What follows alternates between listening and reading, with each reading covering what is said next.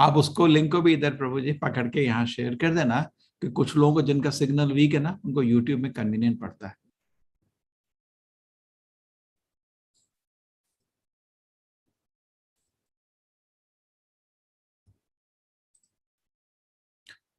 तो ये पहला श्लोक है। तम तथा कृपया विष्णु अश्रु पूर्णाक्ष लेक्षणम विषीदंतम इदम वाक्य उवाच मधुसूदना। जो अर्जुन के इस तरह के अश्रु, अश्रु मतलब आंसू, ठीक है ना, पूर्ण आक्षले, पूरे आंख आंसू से भरे हुए थे अर्जुन के। किससे? कृपा से। वो भय से नहीं आंसू घुमा रहा था, कृपा से। ये महान व्यक्ति में कृपा सब में नहीं होती। विषीदंत में तो भगवान ऐसे आंसू देख के अर्जुन के उसको कुछ बोले। ठीक है। श्री भगवान वाचा कुतस्त्वा कश्मलतम विषमे समुपस्थितम अनारजुष्टम स्वर्गम अकीर्ति कर्म अर्जुना। श्री भगवान, देखिए पूरे भगवत गीता में कृष्ण को कभी भी ये नहीं लिखा कृष्ण उवाचा, हमेशा श्री भगवान उवाचा। ताकि गीता का महत्व क्या रह गया, अगर कृष्ण भी हमारे तरह ऑर्डिनरी व्यक्ति है, वो श्री भगवान है, स्वयं भगवान है। ठीक है, अभी इस शब्द को समझेंगे भगवान का मतलब क्या है। लेकिन वेद व्यास जी हमेशा कृष्ण को जब बोलने लगते हैं तो बोलते हैं श्री भगवान उवाचा। तो इस शब्द को समझना बहुत जरूरी है। उसके बाद समझते हैं, पहले ये देख लेते हैं श्लोक में क्या बोला है। हे अर्जुन, ये अशुद्धियां तुम पे कहां से आ गई? अर्जुन रो रहा है, लेकिन उसके मगरमच्छ के आंसू को कृष्ण ने कोई ज्यादा वो वैल्यू नहीं दिया है। ठीक है, ये कहाँ से तुम, कश्मलम कश्मलम ये सब अशुद्धियां कहाँ से आ गई है? अनार्य जुष्टम, हम्म, ये तो बिल्कुल गलत काम है। जो आदमी जीवन के मूल्य को जानता है ऐसी बात नहीं करता। अस्वर्गम, इससे तुम ऊपर नहीं जाने वाले, नीचे जाओ, उच्च ग्रहों की तरफ नहीं जाओगे, बल्कि अकीर्ति, अकीर्ति मतलब हाँ, तुम्हारी इज्जत नहीं होगी, तुम्हारी बेइज्जती हो जाएगी, ऐसे तुम काम करोगे अगर युद्ध से चले गए। तो कृष्ण जी दोस्त के रूप में बोल रहे हैं उसको अभी भी। दूसरा, एक गुरु का लक्षण, गुरु को तब बोलना चाहिए जब शिष्य सुनना चाहता है। जब शिष्य को सुनने का मन नहीं है तो गुरु को नहीं बोलना चाहिए। कार्पण्य दोष पता स्वभाव पृछामि त्वाम धर्म समूद चेता यशया निश्चितम ब्रूहि तन्मे शिष्य से हम साधिमाम त्वाम प्रपन्नम। ये बहुत ही इंपॉर्टेंट श्लोक है। इस श्लोक में अर्जुन कृष्ण को शरणागति लेते हैं। कार्पण्य दोष उपहता स्वभाव पृछामि त्वाम धर्म समूद चेता। इस तरह कृष्ण जी अर्जुन कृष्ण की शरण ले रहे हैं। समझिए शब्दों को। इस श्लोक को समझना क्यों जरूरी है? बिकॉज धृतराष्ट्र भी गीता सुने थे लेकिन उनको एक शब्द समझ नहीं आया। अर्जुन को एक एक शब्द समझ आता है और भगवान का अंत में शरण भी लेता है। तो अर्जुन का हमको पीछे पीछे चलना है। उनके, हमारे वो मार्गदर्शक हैं। उन्होंने कृष्ण का शरण लिया और कृष्ण को प्रसन्न किया। तो हमको भी इनके रास्ते चलना है पीछे पीछे। इस तरह आपको भी भगवान का शरण लीजिए। अब देखिए अर्जुन को कह रहा है और हमको भी कितना रेलेवेंट है। कार्पण्य दोष, दोष मतलब होता है खोट। किसी भी महान व्यक्ति को अपना खोट स्वीकार करना बहुत मुश्किल होता है ना। जो ये दुनिया में जो आदमी इज्जत पाया अपना खोट स्वीकार ही नहीं कर सकता। लेकिन अर्जुन ऐसा ऐसा महान व्यक्ति नहीं है, वो असली महान व्यक्ति है। महान व्यक्ति को अपने खोट स्वीकार करने में कोई प्रॉब्लम नहीं है। जैसे कोई आपको हॉस्पिटल में है, अगर आपको बुखार है, अगर बोला आपको डॉक्टर ने आपको मलेरिया है, तो उसमें उत्तेजित होने की क्या जरूरत है? ठीक है, सच है। ठीक है, अब बीमारी को ठीक करो। कार्पण्य दोष उपहता स्वभाव, क्या बोल रहा है अर्जुन? ये जो मेरा स्वभाव है, मेरा जो नेचर है, ये एक कमजोरी से डिस्टर्ब हो गया है। ये आसान नहीं है। लाखों करोड़ों लोग उधर युद्ध भूमि है, सबके सामने भगवान के चरण में पढ़ के ऐसा बोलना आसान नहीं है। सब लोग देख रहे हैं, सबके सामने नहीं। मेरे मेरे में कुछ कमजोरी है। उपहतः स्वभाव, मेरे पूरा जो एग्जिस्टेंस है उसमें कुछ कमजोरी हो गई है, इसलिए मैं आपसे कुछ पूछ रहा हूँ। ठीक है। कार्पण्य का मतलब प्रभुपाद जी ताजा सुनते कंजूस। मनुष्य जीवन में हमको भगवत धाम जाने का रास्ता बनाना चाहिए, लेकिन कुत्ते बिल्ली की तरह इंद्रिय भोग कर रहे हैं, उसको कृपण बोलते हैं। जैसे मैंने कल भी बताया था, ये मोबाइल है। इस मोबाइल को आप अच्छे काम के लिए यूज कर सकते हो, है ना कुछ, लेकिन इसको आप पेपर वेट की तरह यूज करो तो मोबाइल मोबाइल का पैसा आपने बर्बाद किया खाली। इसी तरह मनुष्य जीवन में अगर कुत्ते बिल्ली की तरह खाने का और सोने का ही आपका इंतजाम का प्लान चलता रहेगा पूरी जिंदगी, तो आपने मनुष्य जीवन को पूर्ण रूप से फायदा नहीं उठाया, इसलिए कंजूस। कंजूस मतलब पैसे हैं लेकिन खर्च नहीं करता, बोलते ना सो कंजूस। तो कार्पण्य कृपणः मीन्स कंजूस। कार्पण्य दोष उपहता स्वभाव, ये कंजूसी के कारण मेरा मन बहुत डिस्टर्ब हो गया। पृच्छामि, इसलिए मैं आपकी शरण में आ रहा हूँ। त्वाम, भगवान आपके, धर्म समूद चेता, मेरे को बता मेरे को क्या करना है। यह श्रेहा, जरूर बताना जो मेरे जो अंतिम मेरे फायदे के लिए। ये नहीं कि अभी 5 मिनट मेरे को कुछ फायदा मिले और अंत में जाके कुछ प्रॉब्लम हो जाए, नहीं। प्रेय नहीं चाहिए मेरे को, प्रेय होता है इमीडिएट, श्रेय मतलब अल्टीमेट। ऐसा चीज कृष्ण जी बताओ मेरे जो सबसे अच्छे ले हो। निश्चिता, निश्चित, कोई ऐसा डाउट नहीं रहने का, क्लियर। गुरु कृष्ण आप बोलिए ना कृष्ण जी, मैं किसको, मेरे को, क्योंकि कृष्ण जी साइलेंट बैठे थे हंस रहे थे। शिष्य, मैं आपका शिष्य हूँ, शिष्य ते हम, मैं आपका शिष्य हूँ। शादी माम तो आम प्रपन्ना, और मैं आप पे पूर्ण रूप से शरण लेता हूँ, मैं आपका शिष्य हूँ, मेरे को आप गाइडेंस दीजिए। इसी तरह आपको भी भगवान को प्रार्थना करना चाहिए। देखिए दूसरे तीसरे श्लोक में कृष्ण जी बोलते हैं, अर्जुन हृदय दौर्बल्यम, तुम्हारे हृदय में इतनी कमजोरी कैसे आ गई। और अर्जुन ने अपना खोट सुना, लेकिन हमको कोई खोट बताया तो हमको गुस्सा था, इसकी हिम्मत कैसे हुई। हम लोग अपना खोट कभी स्वीकार नहीं करते। अर्जुन ने ध्यान से सोचा, कृष्ण जी बोल रहे हैं सच है। तो इसी तरह हम भी अगर देखें हमारे मन में बहुत कमजोरियां है ना। अगर आपके यहाँ मन को टीवी में लगा दिया जाए तो आप बोलोगे जरा बंद कर दो प्लीज, हमारी बेइज्जती नहीं करो। बहुत कमजोरी है, तरह तरह की चीजें हमारे मन को विचलित करते रहती हैं, और हमको शर्म भी आती है, हम ऐसा भी बुरा बुरा चीज कभी सोच लेते हैं। ऐसी तो हालत है हमारी, दोष से पूरा स्वभाव हमारा हिला हुआ। इसलिए भगवान मैं आपके पास आ रहा हूँ, धर्म समूद चेता, मेरे को प्लीज क्या मेरा कर्तव्य है, धर्म है, बताइए। जो मेरे सबसे अच्छे के लिए हो, ठीक है, निश्चित हो, ठीक है। आप भगवान बोली, मैं आपकी शरणागति लेता हूँ। तो इस तरह जैसे अर्जुन ने कृष्ण का शरण लिया था, उसी तरह आप भी भगवान का शरण लेंगे तो आपको गीता समझ आ जाएगी। नहीं तो धृतराष्ट्र की तरह बैठे रहो, एक शब्द समझ नहीं आया उसको, पूरा गीता सुना गीता के पहले उसी का पहला श्लोक है, एक शब्द समझ नहीं आया। संजय भी गीता सुन के नाचने लगा आनंद से, क्या वार्तालाप है ये। यत्र योगेश्वरा कृष्णा यत्र, इतने खुशी से अंत में शब्द बोलता है संजय, इतना खुश। और अर्जुन ने कृष्ण का शरण लिया और धृतराष्ट्र वैसे का वैसे ही खड़ा था, ठीक है। तो आप भी, क्योंकि उसने ऐसा शरण लिया, आप भी कोशिश करिए भगवान का शरण लेने का, तो आपका आध्यात्मिक प्रगति निश्चित है, ठीक है। और भगवान उसका शरण स्वीकार करते हैं। तो ये भगवान शब्द का क्या मतलब है, इसका 2 मतलब मैं आपको बता सकता हूं। एक, इसके 3-4 मतलब है। एक तो ये मतलब आता है आपका विष्णु पुराण से, भगवान, वान मतलब धनवान बलवान होता है ना, इसके बहुत बल है। तो जिसके पास 6 चीजें हैं वान, उसको भगवान बोलते हैं।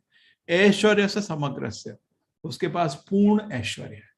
जब भगवान ने, कृष्ण जी ने पृथ्वी में द्वारका में 16,000 घर बनाए थे, और वो भी इतने महंगे घर, इतने सुंदर घर, ऐसे तो सृष्टि में कभी किसी ने नहीं किया।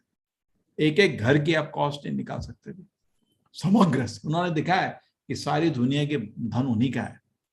वीर, उनके ज्यादा शक्तिशाली किसी कोई नहीं देखा है। कोई उनसे ना तो युद्ध कर पाए, बचपन से बड़े बड़े दानवों को मारते रहे, और खुद एक पहाड़ अपने छोटी उंगली पे उठाया 7 दिन के लिए। ऐसा वीर तो किसी ने देखा नहीं अभी तक, ना तो पहले ना आगे। यश, ऐसा यश भी किसी को नहीं मिला। जनरली आप अपने दादाजी का नाम बता दें, उतना ही चैलेंज रह जाता है। 100 साल में आपको आप ही के फैमिली वाले भूल जाएंगे, बाकी की तो बात छोड़ दो। तो इतना हमारा यश है।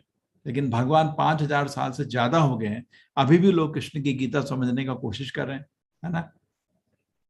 श्रीहा, भगवान इतने सुंदर हैं, इतने सुंदर हैं, इतने सुंदर हैं कि उनको देख के तो लोग बेहोश हो जाते थे। जब कृष्ण पहले वृंदावन में थे, सब लड़कियों उनसे शादी करना चाहती थी। जब वो मथुरा आए तो उनको देख के लड़कियां बेहोश होकर गिर रही थी, इतने सुंदर थे भगवान, ठीक है। श्रीहा, उसका तो आप सुंदरता का मतलब ही कृष्ण है। जितना कोई आदमी कृष्ण का जैसा दिखता है हम उसे बोलते हैं सुंदर है, ठीक है। ज्ञान, आधा घंटा पौने घंटा उन्होंने भगवत गीता बोली थी अर्जुन को, अभी तक हम लोग पढ़ के समझने की कोशिश कर रहे हैं, ऐसा भी ज्ञानी है कोई। वैराग्य, उन्होंने इतना सुंदर सृष्टि का रचना किया, लेकिन इस सृष्टि से उनको कोई आकर्षण है ही नहीं।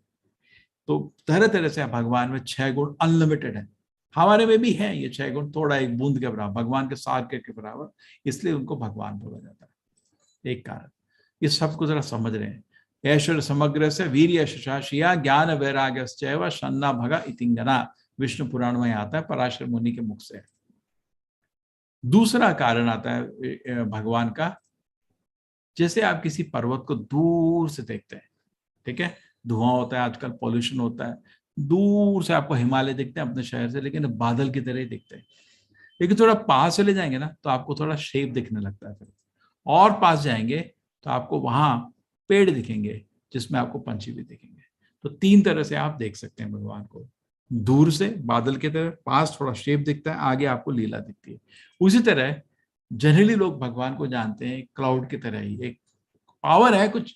भगवान है क्या? हाँ, स्वीकार करते हैं, हाँ भगवान है। क्या है भगवान? एक पावर है, पावर। बहुत लोग ऐसा बोलते हैं, लेकिन उसके आगे जाएंगे नेक्स्ट लेवल में आपको भगवान का बहुत सुंदर ये फॉर्म दिखता है। ये आपका परमात्मा का रूप जो हमारे दिल में वास करता है, नेक्स्ट। और उसके नेक्स्ट आपको भगवान की अति सुंदर लीला, जिसमें वो अपने भक्तों के साथ आनंद में रहते हैं। तो गीता के तीन रहस्य हैं, गुह्यात, गुह्यतरा, गुह्यतमा। गुह्य मतलब रहस्य, गुह्यात हम शरीर नहीं आत्मा है, आज उसको कृष्ण जी समझाएंगे। गुह्यतरा हमारे शरीर में आत्मा के अलावा परमात्मा ही वास करती है हृदय में।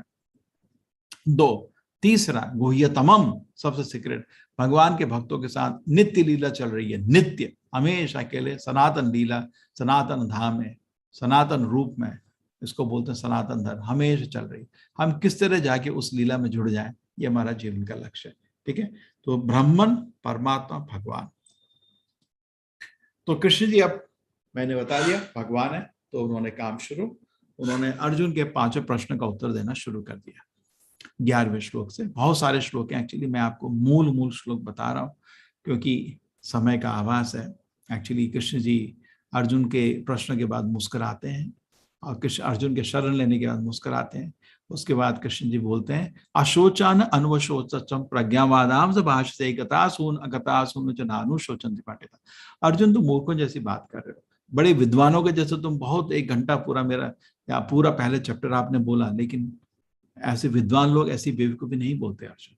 हाँ, अर्जुन का अगर आप पहला चैप्टर का भाषण देखें, लगता है बहुत विद्वान आदमी है। तो कृष्ण जी बोलते हैं, विद्वानों की जैसी बात कर रहे थे, लेकिन तुम मूर्ख हो, विद्वान ऐसी बातें नहीं करते। उसके बाद कृष्ण जी गीता का ज्ञान शुरू करते हैं। नत्ते वाहम जातु नासम नत्ते में जनाधिपहा न चैव न भविष्यामा सर्वे भयमतः परम। बोलते हैं अर्जुन, ऐसा तो नहीं समय कि मैं नहीं था, तुम नहीं थे, राजा नहीं थे, ऐसा ना तो कभी समय था, ना समय आगे आएगा। इसके बहुत मतलब है इस श्लोक के, लेकिन आजकल मूल श्लोक ले रहा हूं, आप शायद मेरी स्थिति समझ सकते हैं। 1 घंटे में सब सेकेंड चैप्टर 72 श्लोक का बहुत बड़ा है। देहिनोऽस्मिन् यथा देहे कौमारम यौवनम जरा तथा देह अंतर प्राप्ति धीरे सत्र न मोहयति। तो अगर आप कृष्ण जी बोल रहे हैं शरीर नहीं आत्मा है, तुम रो रहे हो क्योंकि शरीर का तो वध होता है, आत्मा का तो वध ही नहीं होता।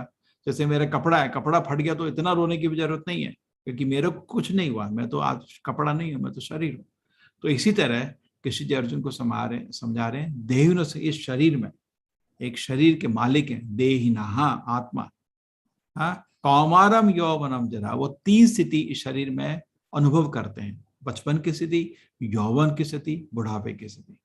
तथा इसी तरह हम दूसरा शरीर भी लेते हैं, तो धीर आदमी है, बिल्कुल भी मृत्यु काल से विचलित नहीं होता, जैसे अर्जुन विचलित हो रहे थे। ये श्लोक को समझने में एक्चुअली प्रमाण है, हम शरीर नहीं आत्मा है। अब मेरे को बचपन की याद आती है, क्या करते थे आप बचपन में, सोचिए, है ना, कुछ कुछ खेलते थे। कभी कभी मेरा भाई कहीं जा रहा था, मैं उसका हाथ पकड़ लेता था और रोता था, नहीं जाएगा। तो ऐसे कर करके आपको बचपन की छोटी छोटी याद आएंगे, ठीक है ना, तरह तरह के। लेकिन आप वो शरीर तो गया ना, कुछ साल की बात है, शरीर में जितने भी आपके सेल होते हैं मरते हैं, फिर नए सेल आ जाते हैं, शरीर तो पूरा बदल गया, लेकिन मैं तो सेम व्यक्ति हूँ। तो मेरे कैसे मैं सेम व्यक्ति रहा? मेरे को याद है 5 साल में ये करता था। आप खुद सोचिए, सब लोग अपने ध्यान से सोचिए, 10 साल के थे आप भी कुछ करते थे, है ना, 15 साल के भी आप कुछ करते थे, फिर कॉलेज में पढ़ने गए, स्कूल में पढ़ते थे। आप एक एक स्थिति को याद कर सकते हैं, है ना, याद कर सकते हैं तरह तरह की चीजें। और लेकिन वो शरीर तो चला गया, लेकिन मैं तो वही व्यक्ति हूँ। मेरे को याद है बचपन में इधर गया था, बच्चों ने कॉलेज में लिस्ट लगी थी, एडमिशन का देख रहा था, मेरा नाम है नहीं, कहीं पे मेरे मार्क्स लगे थे, देख आपको सब याद होंगे वो सब दिन, है ना, अपनी जिंदगी के। लेकिन ये थोड़ा गहर से सोचिए, कृष्ण जी का आर्ग्यूमेंट है, इसका कोई तोड़ नहीं है कि हम शरीर तो बदल रहा है ना, लेकिन हम सेम व्यक्ति हैं। हम गुब्बारे की तरह फूल नहीं रहे हैं, ग्रो नहीं कर रहे हैं, हम चेंज कर रहे हैं। हमारा शरीर बदल रहा है लेकिन हम व्यक्ति तो वही है। तो क्या चीज कांस्टेंट है? आत्मा। ये बहुत बड़ा प्रमाण है। इस प्रमाण को समझने का हमेशा गैर से सोचिए। ठीक है, शरीर बदल रहा है लेकिन सेम व्यक्ति है। दूसरा, इसी श्लोक, इसी तत्व में कृष्ण जी 2-3 श्लोक बताते हैं, मूल इंपॉर्टेंट, बहुत सारे श्लोक हैं। हमको ये बताया कि हम शरीर नहीं आत्मा, तो कैसे आत्मा एक शरीर दूसरे शरीर में जाती है, इस चैप्टर में है। पासांस जीर्णानि यथा विहाय नवानि गृह्णाति नरो अपराणि तथा शरीराणि विहाय जीर्णानि अन्यानि सम्याति नवानि देहि। पासांस जीर्णानि, जैसे हम पुराने कपड़ों को, वास को फेंक देते हैं और नए कपड़े को ग्रहण कर लेते हैं, उसी तरह हम पुराने शरीर को फेंक के नए शरीर को जरूर ग्रहण करते हैं। ठीक है, वासांस जीर्णानि यथा विहाय नवानि गृह्णाति नरो अपराणि तथा शरीराय विहाय जीर्णानि अन्यानि सम्याति नवानि देवी। ठीक है, उसी तरह जैसे हम पुराने शरीर को, पुराने कपड़े को फेंक के नए कपड़े ग्रहण करते हैं, उसी तरह हम पुराने शरीर को छोड़ के नए शरीर को ग्रहण करते हैं। ये कृष्ण जी ने दूसरा चीज समझाया। और भी आत्मा की क्वालिटी समझाई है। नैनम छिंदन्ति शस्त्राणि, आत्मा को कोई ना कोई अस्त्र से काट नहीं सकते, कोई शस्त्र से। नैनम दहति पावका, नहीं आग से जला सकते हो। आत्मा इतनी शक्तिशाली है, सूरज के अंदर जाके भी बाहर आ सकते, उसको कुछ नहीं होगा, इतनी शक्तिशाली है, सूरज से भी ज्यादा शक्तिशाली है। न चैनम क्लेदयन्ति आपो, ना उसको हवा से सुखा सकते हो, ना पानी से गीला कर सकते हो, घोल सकते हो। टोटली एक अलौकिक चीज है, मतलब सारांश में बिल्कुल अलौकिक है। तो ये समझाया गया आपको। ठीक है, तो आपका पहला प्रश्न का उत्तर हो गया। अभी अर्जुन को चिंता थी कि मर जाएंगे, तो कृष्ण जी ने, भाई एक चीज अर्जुन ध्यान से सुनो, कोई मरने नहीं वाला इधर, क्यों? आत्मा कभी नहीं मरती। हाँ, तो पहला ज्ञान। हम भी सब जनरली बातें करते हैं, अध्यात्म को भूल जाते हैं। अगर अध्यात्म को समझ के हम निर्णय लेना चाहेंगे तो थोड़ा दृष्टिकोण बदलेगा। अब ये नहीं हम लाके लोगों को मार दिया, ऐसा नहीं बोल रहे हम, पर लेकिन अर्जुन के दृष्टिकोण में ये चीज थे ही नहीं कि हम आत्मा है। तो कृष्ण जी पहले चीज इसको बताते हैं, तो मगरमच्छ के आंसू कम हो जाते हैं। दूसरी चीज अर्जुन का होता है कि इसमें मेरे को कुछ फायदा नहीं दिख रहा है इस युद्ध में। ये थोड़ा एक मटेरियल टाइप क्वेश्चन है, इसी ब्रेथ में कृष्णा उसको आंसर करेंगे। अर्जुन एक क्षत्रिय है, उसको क्षत्रिय के अनुसार कृष्ण जी आंसर करते हैं। अवाच वादाम च बहून वदिष्यन्ति तवाहितः निंदस्तस्तव सामर्थ्यम ततो दुःखतरम नुकिम। ठीक है, तुम्हें कृष्ण जी बोल रहे हैं कि लोग तो तुम्हें निंदस्त, तुम्हारे सामर्थ्य पे हंसेंगे। ये तो डरपोक है, ये भाग गया युद्ध से। इससे दुखदायी तुम्हारे लिए क्या होगा अर्जुन? तुम एक क्षत्रिय हो, क्षत्रिय अपमान नहीं सह सकता। ब्राह्मण को अपमान में कोई प्रॉब्लम नहीं, वो चाहते नहीं है, लेकिन क्षत्रिय तो लीडर होता समाज का, उसको अपमान होगा तो वो राज्य कैसे करेगा? शरीर अपने स्वभाव से भी अपमान नहीं सह सकता। तो कृष्ण जी इसलिए उसको क्षत्रिय के रूप में बता रहे हैं, अर्जुन तू अगर युद्ध से यहाँ बाहर निकल के आए ना, तू रथ से नीचे उतर के अगर बाहर जा रहा है, एक चीज बता देता हूँ, ये दुर्योधन और उसके जो पूरे टीम है ना भाई, सब जोर से हंसेंगे। डरपोक, देख इस डरपोक को, सब लाखों लोग हंसेंगे। तू उस बदनामी को सहन नहीं कर पाएगा। तू सोच रहा है इतना आसान है यहाँ से निकल, लेकिन लोग क्या सोचेंगे कभी हम सोचते नहीं। कभी कभी हम बड़े बड़े कुकर्म कर लेते हैं, कभी ये नहीं सोचते कि अगर लोगों को पता चला मैं ये करता हूँ तो लोग क्या बोलेंगे, है ना। तो सोचना चाहिए, 10 बार ही सोचना, मेरे को एक गतिविधि करनी चाहिए या नहीं करनी चाहिए। ठीक है, हतो वा प्राप्त सी स्वर्गम जीतो वा भोक्ष से महीम तस्मात् उत्तिष्ठ कौन्तेय युद्धाय कृत निश्चय। हे कुंती, यदि तुम युद्ध में मारे जाओगे तो क्या होगा? तुमको स्वर्ग मिलेगा, और अगर जीत गए युद्ध तो तुमको राज्य मिलेगा। तुम तो बोल रहे मेरे को फायदा नहीं, मेरे को तो फायदा ही फायदा दिख रहा है। देखिए कैसे तर्क तो काटा उसका। बोल रहे थे कृष्ण जी मेरे को फायदा नहीं दिख रहा। फायदा, जो धर्म युद्ध है, इन पापियों को मारने में तेरे को जरूर, अगर मर गया इन पापियों को दंड देने के चक्कर में, तो धर्म युद्ध किया, तू स्वर्ग जाएगा। और अगर तू जीत गया तो पृथ्वी का राजा बनेगा। उनके 5 पांडव इकट्ठे राज्य किए थे, ठीक है, युधिष्ठिर राजा थे इसलिए। जो भी है, तुम पांडवों को राज्य मिलेगा। तो तुम बोल रहे फायदा, मेरे को तो फायदा ही फायदा दिख रहा है हर तरह से।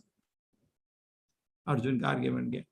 फिर अर्जुन को चिंता थी कि उसके हाथ से पाप ना हो जाए। क्या था पहला चीज अर्जुन के मिशन में चिंता? करुणा, दया। तो कृष्ण करुणा किस चीज की? शरीर की। शरीर तो मृत है। जैसे कपड़ा, कोई आदमी पानी में डूब गया, उसके कपड़े बाहर निकाल के ले आया, क्या फायदा? दूसरा अर्जुन को लग रहा था कि इसमें कुछ फायदा नहीं है। तो कृष्ण जी क्या बोला फायदे के लिए? बोला फायदा ही फायदा दिख रहा है मेरे को। तो युद्ध जीतेगा तो राज्य पाएगा, युद्ध हार गया तो स्वर्ग जाएगा, मेरे को तो कोई नुकसान दिख ही नहीं रहा। तीसरा चीज,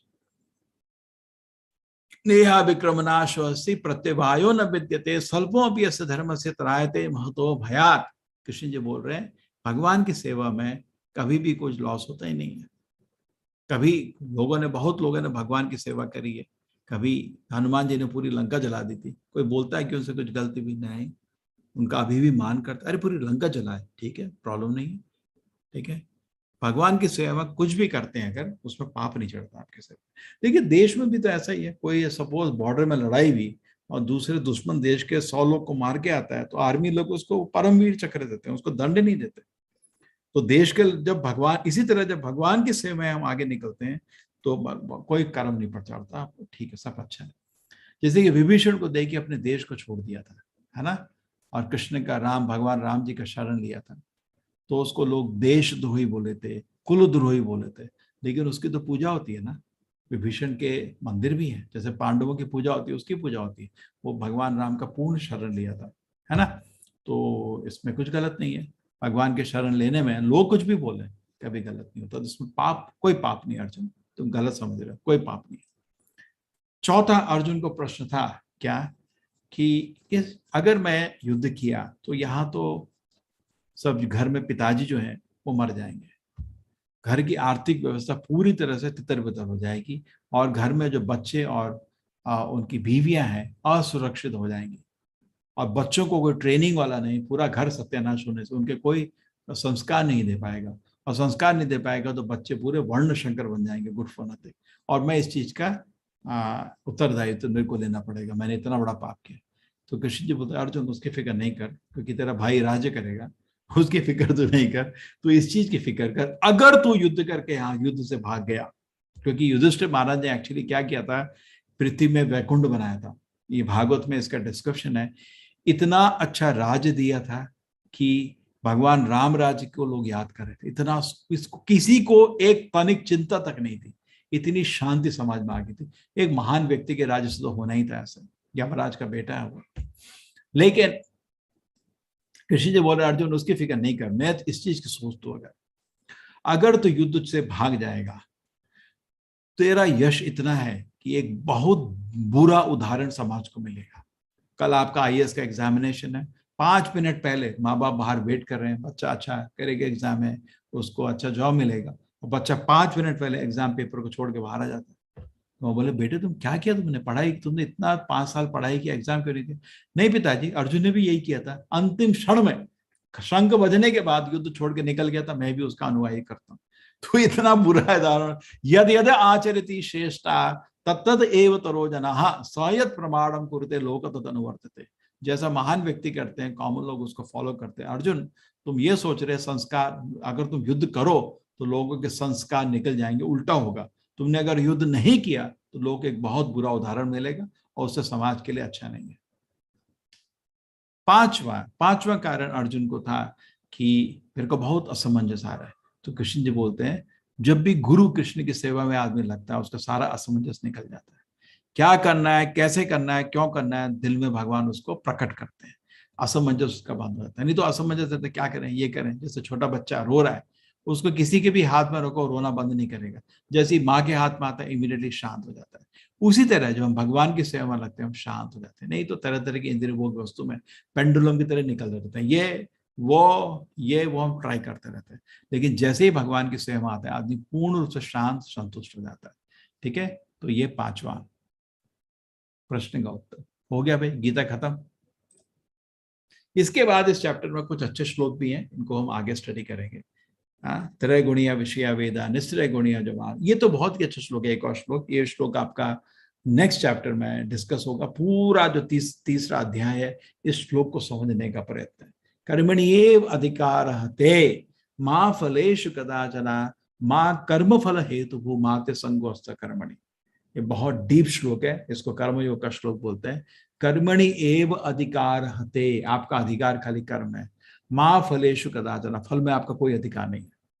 माँ कर्म फल हेतु भू, अगर ये भी क्यों ऐसा है कि अधिकार नहीं है, क्योंकि कर्म के कारण आप है ही नहीं, कर्म फल के आप कारण नहीं है, भगवान है। माते संगो अस्त्र कर्मणि, अगर आपने सुना है कि आप मेहनत करेंगे लेकिन कर्म फल भगवान को देना पड़ेगा, तो काम नहीं करूंगा, कृष्ण जी बोल रहे हैं नहीं, ये सब सुन के भी अकर्मणि नहीं बनना। ठीक है, कल मैं इसको विस्तार से समझाऊंगा श्लोक को।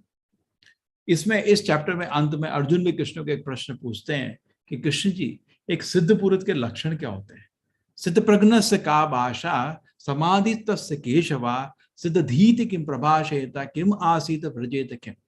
जो एक सिद्ध पुरुष है, जो जिसका मन ज्ञान पे स्थित है, स्थित प्रज्ञ, उसके लक्षण क्या है, आप बताना चाहेंगे? तो कृष्ण जी बोलते हैं, पहला श्लोक, प्रजाहति यदा कामान, जितनी भी इंद्र भोग की लालसा है वो छोड़ देता है। सर्वा पार्थ मनोगतान, ये समझता है कि मन की एक उछाल है। आत्मनि एवात्मनः तुष्टः, वो आध्यात्मिक आनंद में ही तृप्त रहता है। सिद्ध प्रज्ञ सोचे तो उसको सिद्ध पुरुष बोलते हैं, सिद्ध प्रज्ञ बोलते हैं। ठीक है, तो मन में तो तरह तरह के विचार आते हैं, तरह इंद्रियों भोग के, उनमें सब तरह तरह की कल्पना है, उसमें कोई आनंद नहीं है। रेगिस्तान में पानी नहीं है, इस दुनिया में कोई आनंद नहीं है, लेकिन जो लोग ढूंढते रहते हैं वो मूर्ख है। जो सिद्ध पुरुष ये समझ जाता है इस दुनिया में इंद्रिय भोग से कोई आनंद नहीं मिलेगा, वो सब मन का ही कल्पना है। मनोगतान, मन की ही गति है, मन में कल्पना चलती रही, ऐसा होगा ना बड़ा मजा आएगा, पता है ऐसा होगा ना बड़ा मजा आएगा, ऐसा कभी नहीं होगा, और होगा भी तो आपको कभी आनंद नहीं मिलेगा। ये सिद्ध पुरुष को समझ आ जाता है, तो ये अच्छा है। बहुत सारे श्लोक कृष्ण जी यूज करते हैं, 15-20 श्लोक। इसमें एक्चुअली बहुत बड़ा सेक्शन है इस चैप्टर का आपका, जिसमें कृष्ण जी सिद्ध प्रज्ञ के लक्षण बताते हैं। चैप्टर का एक हो सकते हैं 1/4 भाग है, करीब करीब 15-20 श्लोक इस पे डेडिकेटेड है।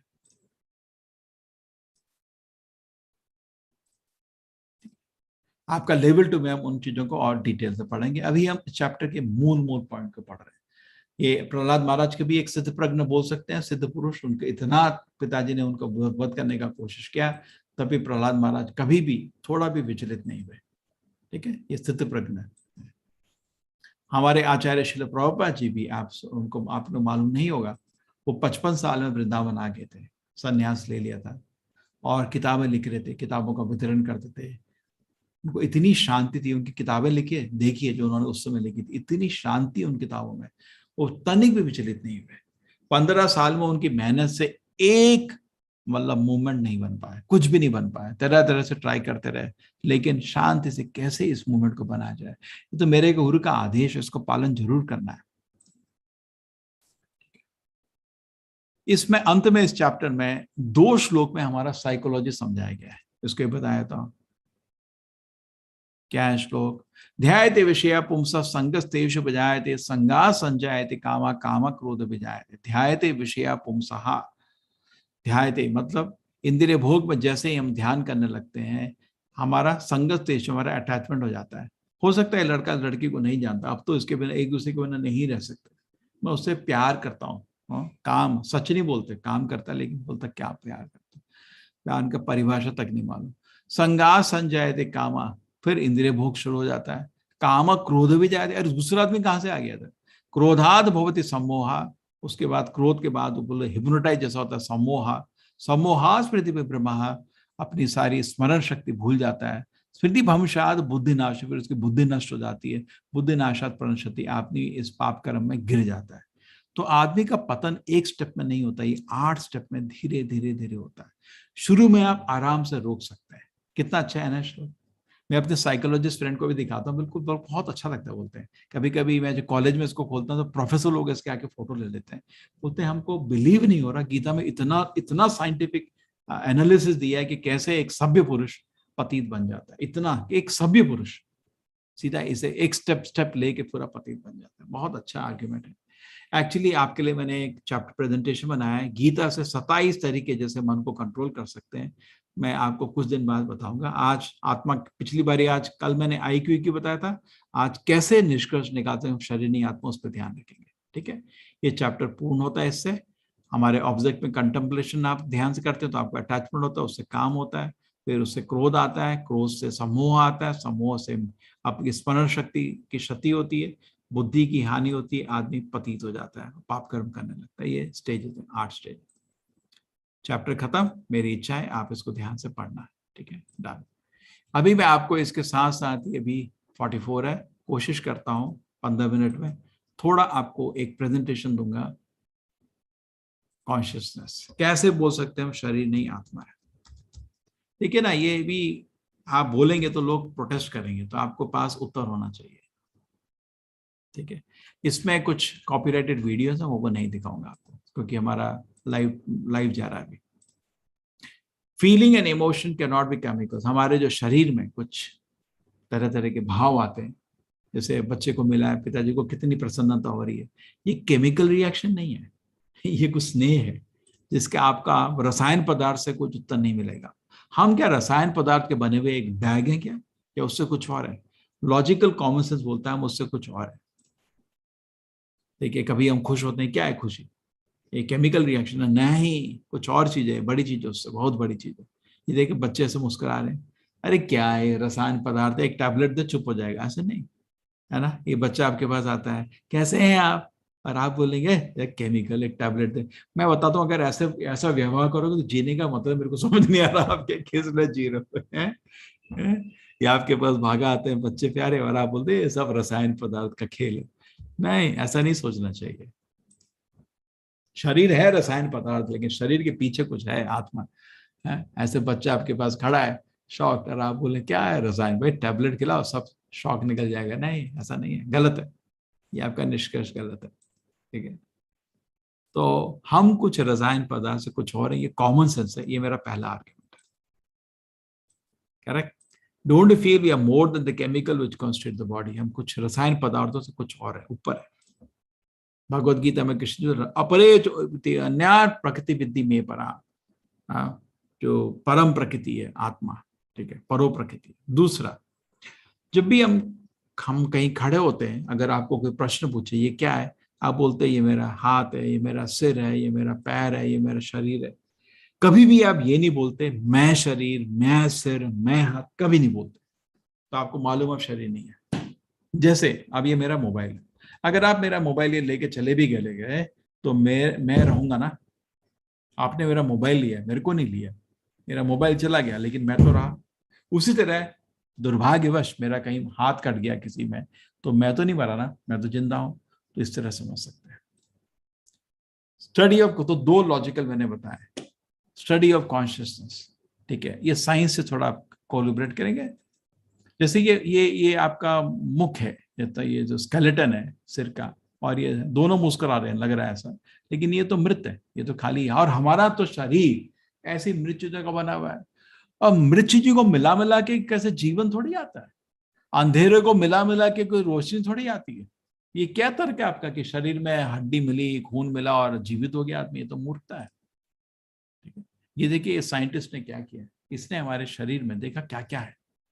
इसने देखा हमारे शरीर में लोहा है जिससे 6 कील बन सकती है, इतना कार्बन है कि 900 पेंसिल बन सकती है, इतना शुगर है कि कॉफी के 10 कप कॉफी में डाल सकता हूँ, उतना शुगर, शक्कर, और इतना पोटेशियम है जिससे मैं एक छोटा अपना दिवाली का पटाखा बना सकता हूँ, ठीक है। ये सब है। साथ साथ उसने देखा शरीर में कुछ सल्फर है, कुछ फास्फोरस है, ये सब है, फैट है। टोटल इन चीजों का उसने वैल्यू देखा, वो होलसेल में गया मार्केट में, आपको एक केमिकल दूंगा जिससे आप ये सब कर सकते हो, आपको कितना मेरे को देंगे? तो उन्होंने कैलकुलेट करके बोला उसको, खाली 210 रुपया। क्या मेरा एक 210 रुपये का शरीर है बस, क्या मैं कुछ और हूं? ये प्रश्न आता है।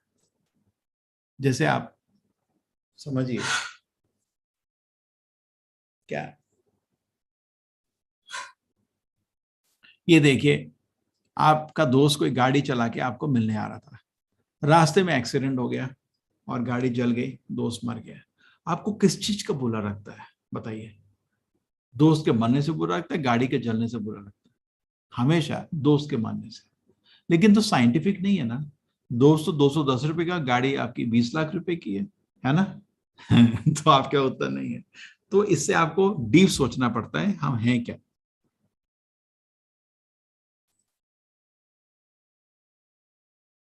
इस वीडियो में भी आपके कुछ हो सकता है इसमें कुछ कॉपीराइट होगा तो मैं समझा रहा हूँ। ये शरीर बदल रहा है हमारा, देख रहे हैं आपको, ठीक है, लेकिन जो हमारी आत्मा उसको किसी साइंटिफिक इन्फ्लुएंस से किसी ने पकड़ा नहीं है, ठीक है। ये माइन्यूट जो स्पिरिट सोल है, ये इस इतनी शक्तिशाली है कि हर शरीर को ये चेतना दे सकती है। और इस तरह देखिए शरीर बदलता रहता है, उसमें आत्मा एक शरीर दूसरे शरीर में आत्मा वही रहती है, उसका कुछ बदल नहीं है, कोई कुछ नहीं बदल, ठीक है। ठीक है, अंत में आपको 2-3 ये वीडियो अब नहीं दिखा रहा हूं, अभी अंत में दिखा दूंगा, उससे मेरे को लाइव स्ट्रीम ऑफ करना पड़ेगा, ठीक है। इन्फरेंशियल नॉलेज, ठीक है, domain of reality beyond experience perception. अभी आप बोलेंगे चलो इतने आत्मा आत्मा बात करो, दिखाओ मेरे को आत्मा, ठीक है। देखिए साइंस में भी जितने भी सब एटॉमिक पार्टिकल हैं, आपके इलेक्ट्रॉन है, प्रोटॉन है, क्वार्क, किसी ने देखा नहीं उसको, उसको इफेक्ट से हम लोग जानते हैं, है ना। जैसे सुबह आपका सूरज उदय होता है, आप बाहर सूरज थोड़ी देखने जाते हो, थोड़ा रूम में लाइट आती है, अरे आ गया सूरज। उसी तरह जब आपको चेतना किसी शरीर में दिख रही है तो आत्मा का प्रमाण मिल जाता है, आपको आत्मा को देखने की जरूरत नहीं, उसके इफेक्ट से आप जान सकते हैं आत्मा है। तो साइंस इस चीज में क्या बोलती है, साइंस इसके बारे में कुछ बोलती नहीं है। साइंस ने खुद डिक्लेयर कर दिया है कि 125 चीज हमको नहीं आती।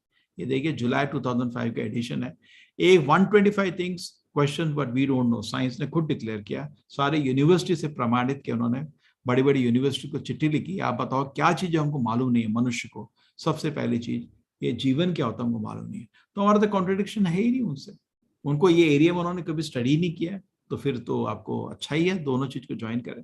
और ऊपर से आप देखेंगे बड़े बड़े साइंटिस्ट हैं जो बोलते हैं कुछ है चीज, कॉन्शियसनेस कैसे आती है हमको मालूम नहीं। हम फिजिक्स केमिस्ट्री में कहीं भी नहीं देख सकते कैसे इससे कॉन्शियसनेस चेतना आ सकती है। हमको मालूम है हम जीवित हैं, है ना, हमको मालूम है आप क्लास को सुन रहे हैं, लेकिन आपको ये भी अनुभव है आप क्लास में बैठे हैं, ठीक है ना, वो जो मशीन को नहीं होता, ठीक है। ये जो conscious laws of physics chemistry के सारे नियमों के बाहर है, इसके अलग अलग तरह के नियम होंगे। अरे तो इनको हिंट लग रहा है, इसको कोई ज्ञान देने वाला था नहीं कोई आदमी की आत्मा अलग होती है, आत्मा से चेतना आती है, लेकिन इतना तो बोल दिया कि साइंस में चेतना का कोई आंसर नहीं है। क्यों आदमी जीता है, कैसे जीता है, कैसे अनुभव करता है, ये हमारे कंसेप्शन के बाहर है।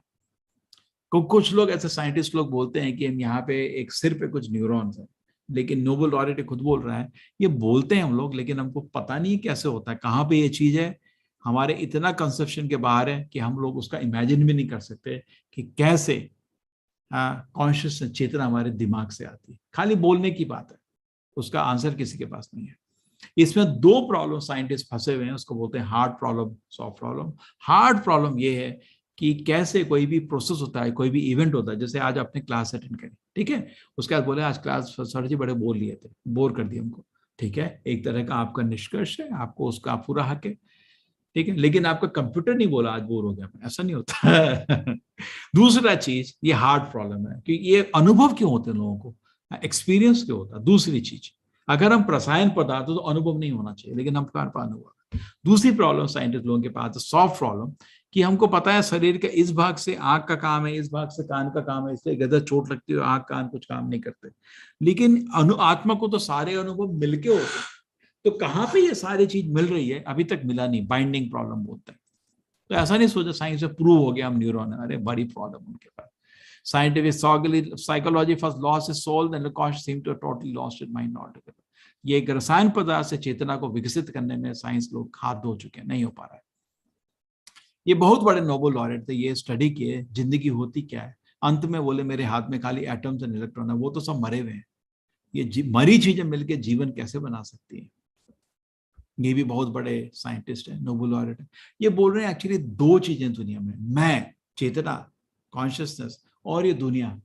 अभी तक साइंस भौतिक जगत को ही स्टडी कर रही थी, जिस दिन आत्मा को भी स्टडी करने लगी उसमें असली साइंस की प्रगति होगी।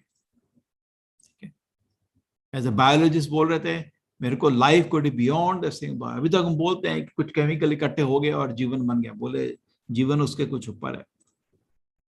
ये एक और साइंस फिलोसफर का नाम ले रहा हूँ, थॉमस हक्सले, कि दुनिया में एक तीसरी चीज है जिसको हम चेतना कॉन्शियसनेस बोल सकते हैं। ना तो वो मैटर है, भौतिक कोई प्रकृति का भाग है, ना ही वो कोई फोर्स है, वो कुछ और चीज है।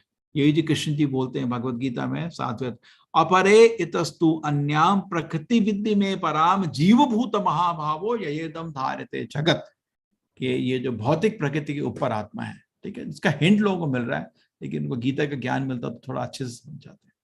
अभी देखिए दुनिया भर में कॉन्फ्रेंस साइंस लोग कर रहे हैं, भी इतना तो विकसित हो गया साइंस कि कॉन्शियस में हर दिन कॉन्फ्रेंस हो रही है, लेकिन उनके लिए कॉन्शियसनेस यही है, न्यूरॉन्स का एक सेट है। उनको समझ नहीं आ रहा कि कॉन्शियसनेस, चेतना आत्मा से आती है, शरीर से नहीं, किसी एटम से नहीं, इलेक्ट्रॉन से नहीं। तीसरा थोड़ा बड़ा था, चौथा समझिए, जब कोई मरता है, मरता हम बोलते हैं वो चला गया, क्या चला गया? शरीर तो उधर रखा है ना। हिंदी में बोलते हैं ना, इंग्लिश में बोलते हैं पास्ट है, कन्नड़ा में बोलते हैं तीर घुगी दे रहे, जो भी दुनिया भर में बोलते हैं वो गया, क्या गया? शरीर तो उधर रखा है। पांचवा कारण, हर दिन आपको स्वप्न आते हैं, आते हैं ना स्वप्न। स्वप्न के समय आप शरीर में बिस्तर में लेटे हुए हैं, आप सोचते हैं आप शरीर हैं। अगर आप शरीर हैं तो आपको स्वप्न के समय पता चलता है कि मैं तो लेटा हुआ था, मैं शरीर के बाहर किसी एक अनुभव में था, मैं शरीर से कुछ अलग हूं। आपको खुद पता, हर दिन स्वप्न से आपको पता चल जाता है हम शरीर नहीं। आपने देखेंगे छठा मैंने नहीं डाला, छठा बताया तो आपको, क्योंकि वो पुराण से है, क्योंकि ये जनरल कॉलेज में देता हूँ तो उनको समझ आया नहीं है बच्चों को, मैं खुद बताता हूँ। देखिए पुराण मतलब पुराना, पुराण का ये मतलब नहीं मिथ्या। कभी भी ये नहीं सोचना पुराण मतलब माइथोलॉजी, जैसे किताबों में न्यूज़पेपर में आजकल लिखा रहता है, मिथोलॉजी नहीं है। तो अभी हमारे पास क्या है, छठवां, जैसे गणेश जी का सिर काटा था शिव जी ने और हाथी का सर रखा था, तो गणेश जी क्या हुआ था उसके बाद? गणेश जी रहते, हाथी नहीं बने। देखिए दो ही आर्ग्यूमेंट है, कुछ लोग बोलते हैं यहाँ पे न्यूरॉन्स है, हम लोग बोल रहे नहीं, हृदय में आवाज करती भी आत्मा है। तो अगर गणेश जी का सिर कटा था, तो अगर हाथी का सिर डाला गया, अगर हम ब्रेन है, मस्तिष्क है, तो हमको गणेश जी को हाथी बन जाना चाहिए, तो वो गणेश जी से कैसे रहे? दक्ष का भी शिव जी ने सिर काटा था, उधर बकरे का सिर रख दिया था, और बकरे के सिर से दक्ष ने भगवान शिव की पूजा करी थी, आराधना करी थी। तो जब उसका सिर कटाता है तो दक्ष उस समय बकरा क्यों नहीं बना? जब उस बकरे का सिर उसके सिर में, हमारा दिमाग है, हृदय में वास करते हुए आत्मा है। सेकंड प्रूफ हो गया आपका, ठीक है। तो कोई पुराण कोई मिथ्या नहीं है, पुराण मतलब पुराना हिस्टोरिकल इंसिडेंट, पुराना, ये कपड़ा पुराना है, मिथ्या नहीं है। सातवां आर्ग्यूमेंट आज इसमें मैं रोक दूंगा। देखिए बड़े एक ये साइंटिस्ट थे, इनका नाम था इयान स्टीफenson। दुनिया भर में जब भी कोई पुनर्जन्म की बात होती थी उधर पहुंच जाते थे। ये एक यूनिवर्सिटी के प्रोफेसर हैं, वर्जीनिया के, हेड प्रोफेसर नहीं, हेड ऑफ डिपार्टमेंट है, बहुत प्रसिद्ध साइंटिस्ट है। इन्होंने, इनके इंस्पिरेशन से बहुत यूनिवर्सिटी ने पैसा खर्च किया, बहुत डोनर्स ने भी इनको मदद किया इस चीज को अंत तक प्रमाणित करने का कि पुनर्जन्म सच है या गलत है। तो इन्होंने किताबें लिखी हैं, बहुत ही साइंटिफिकली स्टडी किया, इन्होंने नहीं किया, ऐसे बहुत सारे साइंटिस्ट हैं, और उसको प्रमाणित कर दिया कि पुनर्जन्म सच है। तो जैसे बच्चा है, ये सोचिए एक कानपुर में बच्चा है, ये पिछले जन्म को याद करता है, अपना पिछले जन्म की इसको याद आ रही है। तो बच्चे के पास आएंगे ये, और उस शहर के बड़े बड़े डॉक्टर, लॉयर, जज सब इकट्ठे बैठाएंगे, और सब लोग बच्चे को सुनेंगे। बता बच्चे तो क्या बोलता है, क्योंकि जनरली क्या होता है, बच्चा जब पैदा होता है बोल नहीं पाता, पा पा पा टा टा टा, 3-4 साल में ही बच्चा कुछ शब्द बोल पाता है जिसको आप समझ सकते हैं, ठीक है ना। तो बच्चा क्या बोल रहा है, बोल, नहीं मेरा पिछले जन्म में मैं इस शहर में हुआ था, ठीक है, नोट करो। सब लोगों ने नोट किया शहर का नाम। तुम्हारा क्या नाम था उस जन्म में? मेरा नाम ये था, ठीक है, नोट। तुम्हारे पति का नाम, ठीक है। तुम्हारी मृत्यु कैसे हुई? उसने मेरे को मारा था, ठीक है, नोट करो, ठीक है, या ऐसी बीमारी हुई थी, नोट हो रहा है, एक एक चीज नोट हो रही है, ठीक है। उसने अपने 30-40 स्टेटमेंट दिए पिछले जन्म के, सब नोट हुए, सब लोगों ने सिग्नेचर करे, हमने ये सुना, किसने ये बोला, ठीक है। अब उसके बाद वो पूरी टीम उस शहर जाएगी, एटलीस्ट कोई एक आदमी शहर जाके पता करेगा रिकॉर्ड में 3-4 साल पहले कोई ऐसा मारा था क्या व्यक्ति, पता चला ये सच है। ओह, अब तो इंटरेस्ट आना शुरू हुआ। उसके बाद जो जो चीज उस व्यक्ति के बारे में बताई थी, चेक करी, सब सच है। उनको अब इंटरेस्ट आ गया, तो बच्चे को भी उस शहर में लेके जाएंगे। उसमें बड़ा खर्चा होता है ये सब काम में, कभी कभी वो भारत में नहीं हो सकता, वो आदमी पिछले जन्म में अफ्रीका में था या अमेरिका में था या यूरोप में था, आपको शहर में जाके इन्वेस्टिगेट करना बहुत खर्चा होता है। सब कुछ पता चल के उसके बाद वो बच्चे को उधर लाएंगे। एक जो बच्चों ना स्कूल का असेंबली होता है, उधर बच्चे को लेके जाते हैं। उधर बच्चे, देख तू बोलता है पिछले जन्म में तो ये था, तेरा उस जन्म का बच्चा इस असेंबली में है, 1000 बच्चे हैं, अपने बच्चे को ढूंढ। असेंबली में देख के 2 मिनट में ये मेरा बच्चा, उसका हाथ पकड़ लेता, कैसे है बेटा, कैसे बेटा, अरे बेटा ये 2-4 साल का लड़का बोलते हैं मेरे को बेटा है, तो उसके बात करके अरे पसीना आने लग जाता, इसको सब मालूम है मेरे बारे में, मेरे पिता के जैसे, ठीक है। फिर उसके बीवी को पकड़ेंगे, तो क्या करेंगे, कहीं पे रिलीजियस गैदरिंग होती है ना, कहीं पे धर्मस्थल में, वहां पे कोई या तो चर्च में या जो भी है उसका पिछले जन्म का जो धर्म था, उसके हिसाब से वहां पे उसकी बीवी है, बता तेरी बीवी इधर है, हजारों लोग हैं, पकड़ उसको। उसको ढूंढ के, ये मेरी बीवी। तो उससे बात करना शुरू, अरे क्या बात कर रहे हो तुम, छोटे तो बच्चे, नहीं तुम मेरी बीवी हो। अरे क्या बात कर रहा है, पागल हो गया क्या। और उसको नोट करेंगे, बोलेंगे ठीक है। तो बच्चे से बीवी से बात करेंगे, अब क्या लगता है, कुछ सच ही लग रहा है, क्योंकि ये सब चीजें किसी को मालूम नहीं है, खाली मेरे पति को मालूम थी। ठीक है। उसके बाद क्या करेंगे, आप बोलेंगे अपना शहर, अपने शहर में अपना घर ढूंढ। उसको कार में घुमाते रहेंगे, रुक रुक रुक, मेरा घर है, रोको रोको, यहाँ से पैदल चल सकते हैं, गाड़ी को जाने की जरूरत नहीं। सरप्राइजिंग, ये वीडियोस हैं, आप ढूंढ सकते हैं, सब वीडियोस नेट में है। फिर उसके सब लोग पैदल जाके उस घर में जाएंगे, यहाँ पे अलमीरा किधर गई, नहीं कल हमने शिफ्ट करी थी, अरे ये वो टेबल किधर है, वो हाँ वो टेबल। ये क्या हो गया इसको, इसको तो सब मालूम है। सब लोग पसीना हो रहे हैं आगे जी, पिताजी बच्चे के रूम में। ठीक है, एक चीज। ठीक है, तो ये इन्होंने एक बारी नहीं किया, 2000 बारी किया है भाई, अब इसके बाद आपको क्या प्रमाण चाहिए। ठीक है, एक बहुत अच्छा वीडियो है, लेकिन मैं अभी आपको नहीं दिखा रहा, अंत में दिखाऊंगा क्लास के बाद। इन्होंने देखा कि कुछ केसेस में, हजारों केसेस में, कभी कभी पोस्टमार्टम हो जाता है ना, जब कोई क्रिमिनल एक्ट होता है या कोई असाधारण किसी की मृत्यु होती है, तो पोस्टमार्टम हो जाता है। बहुत कम, बहुत रेयर, 1000 में से कोई 30-40 बार पोस्टमार्टम होता है। तो पोस्टमार्टम रिपोर्ट इनको मिली कुछ में, देखा ही बड़ी असमंजस, बहुत ही एक आश्चर्य की चीज, कि अगर पिछले जन्म में उसको इस जगह पोस्टमार्टम में गोली से मारा था, उसी जगह इस जन्म में देखिए मार्क्स आ गए। इस बच्चे के कान में गोली लगी थी पिछले साल में, इस जन्म में पैदा हुआ है, कान की जगह में थोड़ा डैमेज है। इस बच्चे के पिछले जन्म में हाथ कट गया था मरते समय, उससे मारा था, अगले जन्म वहीं पे उंगलियां मिसिंग है। इस बच्चे का पिछले जन्म में एक बड़ा लंबा व्यक्ति था, इसको मारने के बाद लोग इसके पैर को बांधना चाहते है ना, जिन्होंने इसको मारा उसके पैरों को, क्यों, क्योंकि वो बोरी में भर के इसको फेंकना चाहते थे कहीं पे, बहुत लंबा था। तो आज बोरी में सेट नहीं हो रहा था, तो उसको क्या किया, इसके पैर को मोड़ के रस्सी से बांधा। तो मरते समय उसके पैर में दर्द था बहुत, होता है ना, आपके हाथ को भी रस्सी बांधे तो खून रुक जाता है। अगले जन्म में बच्चे के वहीं पे देखिए, वहीं पे उसके निशान है। ये तो बहुत ही आश्चर्य की चीज है। इन चीजों को लेके यान स्टीफनसन एक, देखिए वो तो हमारे धर्म के नहीं, दूसरे देश के हैं, हमारी संस्कृति के नहीं, उनका संस्कृत आत्मा को स्वीकार ही नहीं करते। उन्होंने बोला 4 चीज मेरे पास प्रमाण आया है, उस बच्चे का रिकलेक्शन मैच हो रहा है, उसका रिकग्निशन भी परफेक्ट था, उसका आचरण भी पिछले जन्म जैसा दिख रहा है, और उसके बर्थ मार्क, ये 4 चीजों को मिलके मैं कंक्लूड कर सकता हूं कि पुनर्जन्म सत्य है। अब इसके बाद आप संभालो। अब इसको संभाल ही नहीं पा रहे साइंटिस्ट लोग, बिकॉज उनके पास मालूम ही नहीं पुनर्जन्म कैसे, बोल रहे हैं नहीं, ऐसा होता है कि जो कुछ आप करते हो ना ऊपर चला जाता है कहीं पे, और इस बच्चे ने डाउनलोड कर लिया अपने इंटरनेट की तरह। अरे इससे तो अच्छा ये आत्म स्वीकार कर लो, क्यों आप स्वीकार नहीं करते। ये देखिए फेमस वर्क्स बाय प्रोफेसर, उन्होंने किताबें लिखी हैं, बहुत फेमस किताबें हैं इनकी किताबें। ये देखिए यूनिवर्सिटी ने प्रेस करी है, प्रेजेंट करी है, 20 केसेस सजेस्टिव, 2000 में से उन्होंने 20 सेलेक्ट करे, बहुत अच्छे केस लोगों को इंटरेस्ट के लिए। ये किताबें आपको ऑनलाइन में डाउनलोड कर सकते हैं आप, कैसे, स्क्रिप्ट में चला जाओ, SCRIBD, उधर आपको 5 फ्री किताब पढ़ने को मिलती है, आपको ये मिल जाएगी। कॉमर्शियल नहीं अलाउड है उधर, एजुकेशन पर्पज के लिए आपको, नहीं तो अमेजोन में किताब और ऑर्डर कर सकते हो। 8वां, अगर हम तरह तरह से जिंदगी को आनंद करना चाह रहे हैं, लेकिन कुछ चीज मिसिंग है, हम पूरी तरह से सेटिस्फाई नहीं है, सच है नहीं। हम ऐसा सोचते हैं कि मेरे पास ऐसा घर हो, हम सोचते हैं कि मेरे पास ऐसा ऑफिस हो, हम सोचते हैं कि ऐसा कार हो मेरे पास, मजा आ जाएगा, लेकिन ये सब होने के बावजूद भी हम खुश नहीं हो पाते।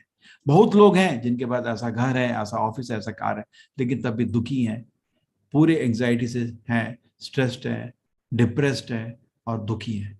ठीक है, तो इन चीजों से हमको सुखी नहीं मिल रहा है, क्योंकि हम शरीर है ही नहीं। क्योंकि पेट्रोल जो है उसको आप नहीं पी सकते, पेट्रोल गाड़ी के लिए होता है, आपका खाना अलग है। तो आपको ये समझ आता, शरीर नहीं आत्मा, तो आत्मा की भूख अलग है, आत्मा कुछ और चीज चाहती है।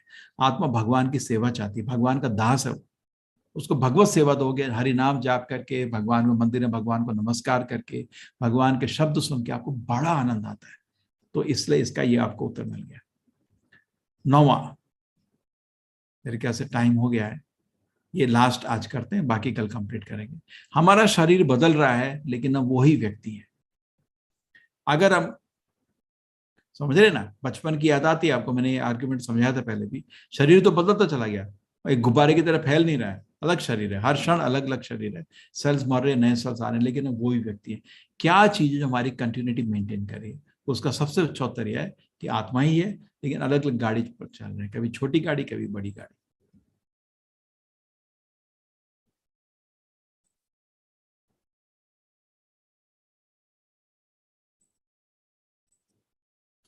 हरे कृष्णा। राजीव जी पूरा कर दें या कल के लिए छोड़ दें?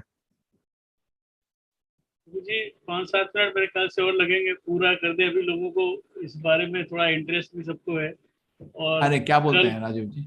कल छोड़ेंगे प्रभु जी, तो कल थोड़ा नहीं, आपका डिस्कनेक्ट हो आवाज नहीं आ जाएगा। रहा, एक सेकेंड एक सेकेंड। अभी आ रहा है प्रभु जी? अभी आ रहा है, क्या करें आज मैं कल जी के? प्रभु जी कर दे प्रभु जी, 5 मिनट और लगेगा, क्योंकि अभी सब लोग उस कंटिन्यूएशन में है, तो वो चीज कंटिन्यू हो जाएगी। 5 मिनट ही और लगेगा। करेक्ट, हाँ मेन पॉइंट सारे हो गए, एक सेकेंड।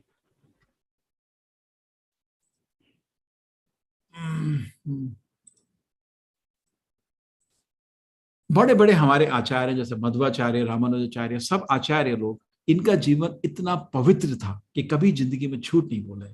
बहुत ही महान ज्ञानी लोग हैं। हमारा भारत महान बोलते हैं एक्चुअली इन लोगों की वजह से, हमारी वजह से नहीं। हम लोग तो कोई स्पेशल नहीं। महामुनि वेद व्यास जो इतने ग्रंथ लिख के गए, मध्वाचार्य जी हम उडुपी के पास ही हैं, हमारे रामानुजाचार्य जी आपके तिरुपति रंगनाथ टेम्पल, और आपके चित्र महाप्रभु आपके बंगाल उड़ीसा में, इनको जानते हैं लोग। इस्कॉन के फाउंडर चैतन्य महाप्रभु भी हैं अगर सच में देखा जाए 500 साल पहले, और शंकराचार्य। ये सब महान आचार्य हैं, ये कभी इनको झूठ बोलने की कोई जरूरत भी नहीं है। ये सब लोग बोले हैं तुम शरीर नहीं हो आत्मा हो, झूठ बोल रहे हैं क्या है? सच बोल रहे हैं। तो इसको भी आपको सोचना चाहिए, ठीक है। और अंत में एक और कारण हो गया ना 11वां, भगवान खुद बोले गीता में क्या, न जायते म्रियते व कदाचिन, शरीर आत्मा का न तो कभी जन्म होता है ना आत्मा कभी मरती है। हाँ, ना हन्यते हन्य माने शरीर, शरीर के मरने में भी आत्मा का मरण नहीं होता, ठीक है। तो भगवान भी आपको क्लियर बता रहे हैं ज्ञान। ये आपका 11वां कारण हो गया। 12वां, अभी भी तभी भी साइंटिस्ट लोग छोड़ेंगे नहीं आपको, वो बोलते हैं नहीं हम ब्रेन है। ये देखिए अभी एक साइंटिस्ट अपने स्टूडेंट की ऐसे ही स्कैन करा, वो उसको शॉक हो गया, क्यों? ये नॉर्मल ब्रेन आपको राइट साइड में दिख रहा है, उसका स्टूडेंट था उसमें ब्रेन ही नहीं था, खाली पानी भरा था, दिख रहा है पानी भरा है पूरा, लेकिन वो नॉर्मल आदमी था। तब मतलब अगर हम ब्रेन है तो नॉर्मल कैसे हो गया? वो तो उसको तो हिलने हिलना डुलना भी नहीं था। पेड़ में तो ब्रेन होता ही नहीं है, पेड़ तो जीवित है। ये तो इंडियन साइंटिस्ट ही, हमारे भारतीय साइंटिस्ट जगदीश चंद्र बोस ने प्रमाणित किया। वेद में तो लिखा हुआ है जलजा नकल लक्षानी स्थावरा लक्ष्य विमसति, वो छोड़ो, लेकिन अभी भी प्रमाणित हुआ है साइंस में ही। पेड़ जीवित हैं ये तो जानते हैं लोग अभी, लेकिन पेड़ में तो ब्रेन होता ही नहीं है। तो आपका तो थ्योरी तो हिल गया ना, हम ब्रेन है करके। ये बहुत बड़ा प्रेजेंटेशन है मेरा, मैं छोटा छोटा बता रहा हूँ। एनडीई, ये एक बड़ा साइंटिस्ट है अमेरिका में, इनका नाम है डॉक्टर माइकल सोबोन। इन्होंने खुद एक पेपर लिखा है नियर डेथ एक्सपीरियंस में। एक बारी ये क्या कर रहे थे, ये अपनी पेशेंट है, इनका एक पाम रेनोल्ड उनका नाम है, उनका एक ऑपरेशन करना था, उनके सिर में बहुत बड़ा ट्यूमर हो गया था। तो उन्होंने एक बहुत ही अलग तरीका अपनाया ट्यूमर को रिमूव करने का, जो पहले भी कर चुके थे, चलता था। क्या था बोलो, बड़ा सरप्राइज होता है, ये चलता है। वो पेशेंट को लेटा देंगे बिस्तर में, उसका टेम्परेचर कम करते चले जाएंगे, बिल्कुल बर्फ जैसा बना देंगे ठंडा। फिर उसके बाद सारा खून बाहर निकाल लेंगे, हार्ट बीट भी गई और ब्रेन वेव्स भी गए। मेडिकली आदमी मृत है उस समय, ठीक है, क्योंकि हम तो शरीर है तो मारा गया। अब उसके बाद उन्होंने सिर को खोला, ट्यूमर को निकाला, उसके बाद पेशेंट को मतलब खून को वापस भरा और पेशेंट को गर्म किया, पेशेंट खड़ा हो गया। उन्होंने कर चुके हैं बहुत बारी ऑपरेशन, इसको बोलते हैं स्टैंड स्टिल ऑपरेशन। जब ऑपरेशन हुआ उसके बाद पेशेंट ने, पाम रेनॉल्ड ने, एक एक सेकंड क्या हुआ था उस रूम में बता दिया। डॉक्टर को शॉक हो गया, बिकॉज पेशेंट तो मेडिकली डेड था। और यही नहीं, उसके एक्सपीरियंस में एक एक चीज सस्ती, जो जो नर्स ने बात करी थी, इसने बात करी थी, क्या क्या इंस्ट्रूमेंट यूज हुए थे उसके पे, उसको एक एक इंस्ट्रूमेंट के बारे भी सब बताया। आप इधर गए, आप अंदर गए, बाहर गए, उसको पता चल गया। वो शरीर छोड़ के बाहर से देख रही थी, हाँ, और उसके बाद वापस शरीर में आ गए। जैसे आपकी गाड़ी अगर गैराज में जाती है, भाड़ भाड़ मार रहे हैं, तो आप तो गाड़ी से बाहर आ जाएंगे, थोड़ा काम खत्म करो, मैं थोड़ा एक दो फोन कॉल कर लेता हूँ, करोगे नहीं आप? आप तो गाड़ी में नहीं बैठने वाले। उसी तरह आत्मा को ज्यादा ज्यादा तंग करोगे तो थोड़े बाहर आके बैठ जाएगी। तो वही हुआ था, ये पूरा उसका एक्सपीरियंस है, जो मतलब आर्टिकल में बन चुका है, इसको साइंटिस्ट लोग वेरीफाई कर चुके हैं, ये भी सच है। इसका भी आंसर नहीं है, नियर डेथ एक्सपीरियंस बहुत लोगों को होता है, near death experience, life after life, बहुत किताबें भी इस पर लिख चुकी हैं, डॉक्टर लोग लिख रहे हैं इसमें किताबें। हिप्नोटिक रिग्रेशन ये साइकोलॉजिस्ट में करते हैं, जैसे आपको हम ऐसे आराम से सोफे में लेटा के पूछें, ये बताओ कल क्या करे थे? कल मैं पहला दिन अपना कोर्स अटेंड कर रहा था, ठीक है। 1 साल क्या करे थे? 1 साल पता है? 2 साल पहले क्या है? 2 साल पहले ना कोरोना नहीं था, अभी तो बिलीव भी नहीं होता कि कोरोना के बिना भी जिंदगी थी, ठीक है। 10 साल पहले मैं छोटा बच्चा था, 20 साल पहले, 30 साल पहले, 40 साल, आदमी पिछले जन्म की बात करनी शुरू कर देता है। ये साइकोलॉजी में रिकॉर्डेड है, इसको बोलते हैं हिप्नोटिक रिग्रेशन। ये इसके लिए क्यों यूज करते हैं कि कभी कभी आदमी दुखी होता है, उसका इस जिंदगी में कोई कारण ही नहीं मिल रहा क्यों दुखी है, तो उसके पिछले जन्म को वो समय पकड़ते हैं। उधर हो सकता है कभी कभी अपमानित हो जाते हैं, कभी आपको कोई किसी चीज के लिए एक्यूज करता है जब आपने गलत काम किया ही नहीं है, तो उसके दिल में दर्द है कि मेरे साथ ये बेइंसाफी हुई है। तो जब उसको बताते हैं देखो क्यों हुआ था ऐसा, ठीक है ना, गलती तो सभी लोग करते हैं, उससे गलती हो गई होगी, तो माफ कर सकते हो। हाँ माफ कर सकता हूँ, तो आदमी वापस आ जाता है, नॉर्मल हो जाता है, ठीक है। उस तो ये इस पे किताबें हैं, transformation power, healing power of past life memories. ये डॉक्टर लोग किताबें लिख रहे हैं, ये साइकोलॉजिस्ट लोग ऐसा करते हैं। देखिए आपको इसकी जरूरत नहीं है, आप ऐसा नहीं आप साइकोलॉजिस्ट के पास भागिए इसके लिए, आप हरि नाम जाप करिए, आप सारी मेमोरी साफ हो जाएगी। हमारा तरीका उससे भी अच्छा है। प्रीमोनिशन एक छोटा तरीका है, कभी कभी लगता है कुछ होने वाला, कुछ होने वाला और हो जाता है, खुजली मत आदमी, आप तो पैसे आने वाले हैं, पैसे आ जाए। 17वां ये बहुत अच्छा आर्ग्यूमेंट है, फोबिया, डर। कुछ लोगों को बहुत ही ज्यादा डर लगता है, अरे हाइट से, उसको आप 10 मीटर में ले जाओ ऐसा भयभीत होता है वो तो पिछले जन्म में शायद गिरा होगा हाइट से, किसी ने फेंका होगा उसको। या कभी पानी देख के बच्चे डर जाते हैं, इतने डरते हैं, क्या आश्चर्य होता है, इतना डर क्यों लग रहा है, हो तो पिछले जन्म में बच्चा डूबा होगा, डूब के मरा होगा। तो पिछले जन्म के एक्सपीरियंस हमको ये फोबिया में भी दिखते हैं। और अंत में है चाइल्ड प्रोडिगी। चाइल्ड प्रोडिगी आपका, कभी कभी छोटे छोटे बच्चे होते हैं, उनको इतनी कला होती है कि 2-3 साल में इतनी कला कैसे प्राप्त कर दी, ना तो माँ बाप ने सिखाया उसको, ना किसी कोई टीचर था, खुद ही इतना डिस्कवर कर लिया टैलेंट। लगता है कि पिछले जन्म का जो चीज डेवलप थी, क्योंकि मन तो साथ ही आता है ना, शरीर तो चला जाता है लेकिन मन तो साथ ही आता है, उस मन में विकसित है वो आपकी कला। हाँ, तो वो कला लेके आया तो आदमी बहुत जल्दी जल्दी कुछ चीज को करता है, ये देखा गया है। ठीक है, मैं आपका थोड़ा